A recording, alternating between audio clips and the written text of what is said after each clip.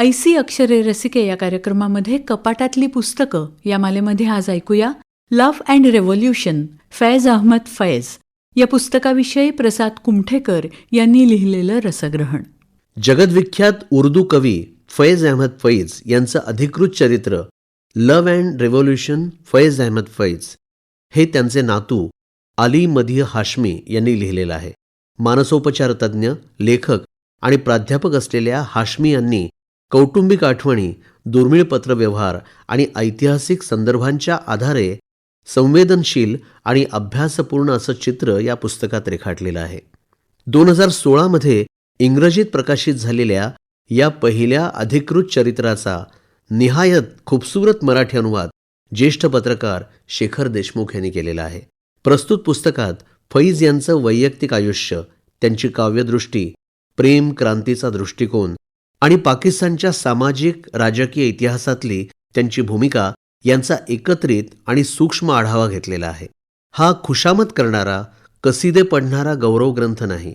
इथं फैज अहमद फैज एक संवेदनशील, संघर्षशील आणि माणसांसारखे माणूस म्हणून वाचकांसमोर उभे राहतात. 20व्या शतकातल्या दुसऱ्या दशकाच्या प्रारंभी सियालकोट इथं एका तालेवार घराण्यात जन्माला आलेल्या फैजच्या वाट्याला ऐन उमेदीच्या काळात, मुख्यतः वडिलांच्या मृत्यूनंतर निष्कांचन अवस्था आली. इथंच कुठेतरी शोषित उपेक्षितांच्या वाट्याला येणाऱ्या गरिबी, दारिद्र्य, भूक, अत्याचार, अनाचार या जगण्यातल्या भयान वास्तवाशी त्यांची जान पेहचान झाली. पुढच्या काळात यातूनच त्यांचं साहित्यिक आणि सार्वजनिक व्यक्तिमत्व घडत बहरत गेलं. भारतीय उपखंडातल्या घुसळणीचा तो काळ होता. एका बाजूला ब्रिटिशांविरोधातली स्वातंत्र्याची चळवळ भारतामध्ये मूळ धरू लागलेली होती. महात्मा गांधीजी, पंडित नेहरू, सरदार पटेल यांच्याकडे चळवळीची धुरा आलेली होती. दुसरीकडे मोहम्मद अली जिनांनी द्विराष्ट्रवादाच्या सिद्धांताला धग देण्यास सुरुवात केली होती. तर तिसरीकडे ऑल इंडिया प्रोग्रेसिव्ह रायटर्स असोसिएशनच्या माध्यमातून मुल्कराज आनंद, इस्मत चुगताई, सादत हसन मंटो, फैज हे समकालीन लेखक, कवी पुरोगामी विचारांची कड घेत उर्दू आणि इंग्रजी साहित्याच्या क्षेत्रात मुसाफिरी करत होते. यातले अनेक गरमखून साहित्यिक अभिव्यक्ती स्वातंत्र्याचा जोरकस पुकारा करत होते. मानवी मनात दडलेल्या विकार वासनांचा शोध घेत होते आणि फैज माणसातल्या या विकार वासनांना कबूल करत सनातन वेदनेला नफासतचे स्पर्श करू पाहत होते. ही वेदना वियोगाची होती, अपेक्षाभंगाची होती, पिढ्यांपासून अन्याय अत्याचार सहन करणाऱ्या शोषित वर्गाची होती. हुकुमशाही, दडपशाही व्यवस्थेत भरडल्या गेलेल्या जनसामान्यांचीही ती वेदना होती. फैज वृत्तीप्रवृत्तीनं कवी होते. त्यांचा हिंसेपेक्षा अहिंसेवर, द्वेषापेक्षा मोहब्बतवर अधिक यकीन होता. याचमुळे हिंसक चळवळींना त्यांचा उघड विरोध राहिला.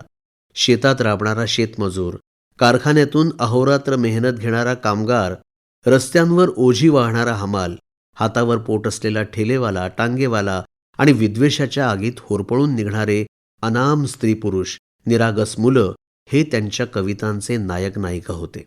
दिल ना उम्मीद तो नहीं, नाकाम ही तो है, लंबी है गम की शाम, मगर शाम ही तो है असं सांगणाऱ्या फैजला सलामच. पण त्याच्या रूहला आपल्या अंतरंगात कस्तुरीसारखं जपणाऱ्या त्याच्या चाहनेवाल्या शेखर देशमुखांना पण आदाब. त्यांनी या काव्यविश्वातल्या दीपस्तंभाचं चरित्र तुम्हा आम्हा सामान्य गुणीजन वाचकांसाठी मराठीत अनुवादित करून फार मोठं काम केलेलं आहे. कविता, विचार आणि इतिहास यांचा एकत्रित अनुभव देणारं हे चरित्र दिल्याबद्दल मूळ लेखक अली मदिह हाशमी आणि अनुवादक शेखर देशमुख यांचे आपण ताउम्र आभारी राहूया. कपाटातली पुस्तकं या मालेमध्ये love and revolution Faiz Ahmad Faiz या पुस्तकाविषयी प्रसाद कुमठेकर यांनी लिहिलेलं रसग्रहण आत्ताच आपण ऐकलं. वाचक स्वर होता दिनेश अडावतकर यांचा, निर्मिती सहाय्य रोहिणी पाटील आणि सादरकर्त्या होत्या ज्योत्स्ना केतकर. आणि याचबरोबर ऐसी अक्षरे रसिके हा कार्यक्रम संपला. पुन्हा भेटूया उद्याच्या भागात. नमस्कार.